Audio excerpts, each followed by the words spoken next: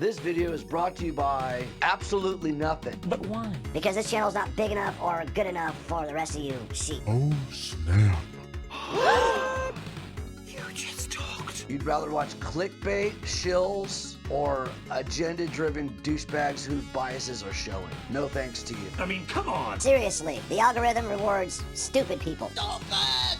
You're so stupid! After all, you ain't gonna watch this video. But if you do, like, comment, and subscribe to make the algorithm not. Fuck me. And if you really like what you see here, support us on Patreon. Sup, fuckheads and fornicators, 'tis I, your fearless leader. Wow, it's been a minute, hasn't it? I haven't put out a video on this channel in like 2 months, because, well, let's be real here, the last actual video I had on this channel was my trailer for Lost Anarchy, issue number 26, which I've been busy with and distributing all over the greater Los Angeles area. And I know you've been waiting, at least I think you are, by view count standards anyway, my final conclusion of Star Wars Legacy with Legacy War, but I'm gonna do something a little different. Well, you know how this channel works. A lot of my separate videos on the Don't Watch Mojo channel I put into one video on here, or I do an actual review or a conversation with Shadowvessel. I just realized you are exactly the person I need to ask this question to. I sit around the house, I fantasize a lot. Why? Because I'm single, and it seems like every chick I hook up with is either too crazy or not crazy enough. Shut up and get to the point. You had the power to solve every problem on the planet. Crime, hunger, disease, energy. Everybody's got a fucking teleporter and a replicator. Now what? They did an episode of Rick and Morty like that, actually. Get on with it. So what am I going to talk about in this episode? Well, it's a double feature episode. First, let's talk about something that you'll call me a nerd. As you know, I've been reading the Bill and Ted's excellent comic book archive. No way. Yes way. It starts off with Bill and Ted's Bogus Journey, but the original script where the Grim Reaper looks like the actual Grim Reaper instead of... Whoa. Then the next one, it's Bill and Ted's wedding to the babes, and they've had all their friends from time-traveling shenanigans and whatnot, and so much dark death humor, as you can tell right there. And then we also meet the original Royal Ugly Dudes. Then they die, and Bill and Ted get accepted by the babes' dads. Then the next one, Death decides to steal the time machine and go on vacation and doesn't want to be Death anymore. Oh, yes. It shows you what the world would be like without Death, which is a bunch of zombies roaming the earth, and Bill and Ted have to find Death to, you know, make sure he does his job again. A lot of Death shenanigans as always. Then the next one, Bill and Ted trying to find a manager and get signed to a label because they won Battle of the Bands and Bogus Journey, right? And we meet a guy named Let Me Tell Ya. Oh yeah, and they also get a bass player, some black dude, which is pretty cool. Excellent. And dude, it gets funnier and funnier. I mean, for one, you saw my last couple of coverages of it, but I'll just make it quick here. Well, basically we'll call them the timekeepers of the universe, the people who run time, look at Bill and Ted as like basically criminals, so they put them on trial and for fucking with time and shit. And then meanwhile, Delamos escapes hell along with some other evil people from history to kill Bill and Ted, and they go to the Seas of Time. This whole battle, it's a three-parter, and just a lot of crazy shit. Then after this awesome trilogy, fucking Death loses his job and gets replaced by a dwarf Grim Reaper named Morty, who's a complete asshole, and it's fucking hilarious. That's all I have to say on that one. A lot of, like, they double down on the death humor in that one. Then we get to a big parody of superheroes where they're supposed to like play a concert at a boring, time planet type of thing, and they go too fast and end up on a superhero planet, and it just fucking a lot of cliches and shit like that. It reminded me of that one episode of Darkwing Duck where he goes to this superhero planet and they want a normal guy because that way they have something to do, because it's all superheroes and no normal people, and they actually even read comic books on normal people. So Fuck yeah! I finally finished reading Bill and Ted's excellent comic book archive, and boy has it been a journey. No way.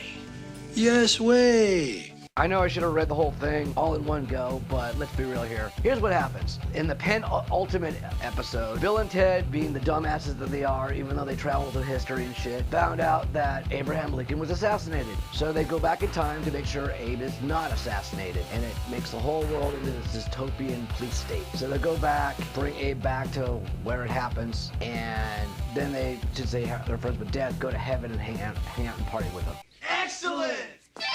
Then the final issue, it's a farewell party on dudes moment. They're celebrating their anniversaries with their wives and their babies. We get to see Bill's dad all sad, and then we see variants of them. You know, come on, that's the term we use now for different versions of them from different dimensions. And just an all-out party of just multiple versions of Bill and Ted. Fun ending, good ending, could have ended it better. And that's the end of Bill and Ted's excellent comic book archive. It's been a funny journey, and it's weird seeing like different versions of things, such as Grim Reaper looking more like the Grim Reaper than the bald white dude. And Bill and Ted's kids were supposed to be boys, unlike in the third movie, even though in Bogus during the very end you found out that little Bill and little Ted are actually girls. But, you know, they went by the original script, and I wish they would have made this more canon, you know, just because it's cool that they have a black bass player. And what's really weird too is how, like, because it was right after the Go to Dirty came out, it had more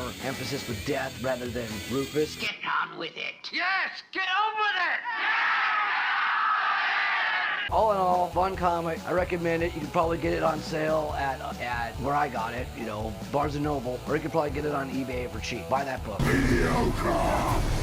Another book I'm reading right now is the Fury Road prequel comic, and I've read it before, but dude, it's awesome. Like, well, except for the middle story, but I'll get into that later. The first story is the origin of Nux, you know, the war boy, and how he became a war boy, and Immortan Joe's backstory. And that guy's badass in every aspect of the way. I know you want to say how horrible he is, but yeah, he earned that shit. He's a military guy, realized the world was going to shit, he's an ex-military guy, realized the apocalypse was happening, so he just doomsday prepped himself with an army, became like a barbaric horde, you know, and then his ego got out of hand. Then there's the Furiosa story, and it makes me really, really, really have less respect for the fucking brides. I know you feminazis want to talk shit on me, but no, I have less respect, because think about it, right? Yeah, they were property, but they were expensive property. They got, you know, filtered air, they got water, they got books, they got treated like with luxury, and all they had to do was fuck an old dude and giving him a male heir to take over the fucking castle, and all they are is just bitching. And then Furiosa just suddenly changes her mind, and we all know what happens in the story. But yeah, I mean, come on, even in the movie, what happens? As soon as they escape the fucking Citadel, they waste the water to bathe. Water is scarce, you fucks. But that's the message we have now. You know, everybody wants special privileges rather than equal rights. You know, fuck you. Then the third story, and that one's awesome. It's what happened to Mad Max after the 3 movies and before Fury Road. And he basically goes to Thunderdome, multiple men enter and one man leaves type of situation. But the biggest, most distracting thing of it all is, and this is funny, they have these 3, you know, splash pages of what happened, of all the events that happened in the first 3 movies, right? And but they draw Max as, you know who, Tom Hardy. Fucking awesome. I recommend reading it. It's fucking, you know, you can get it for cheap. I got it at the half price books, so I got it for like $7. Yeah, I recommend anybody getting it. You know, come on, DC Vertigo did it. And then also, speaking of DC Vertigo, I will be reading the unofficial sequel to, or basically the official sequel to Lost Boys from DC Vertigo. It fucking sucks that the New 52 to Vertigo now became like part of the DC universe, which kind of ruins the whole concept of Vertigo. You know, a separate entity, more for adults, or whatever. You're a bunch of fucking snowflakes anyway, go fuck yourselves. But I'm done with this bullshit. Like, you're not gonna watch this, but if you do like what you see here, comment, like, dislike, share it if you want. I go into more detail, but I'm just trolling anyway. I mean, after all, I gotta go on Sub Pals and YT Pals just to get 100, maybe 200 views on this fucking thing, and you all can suck it.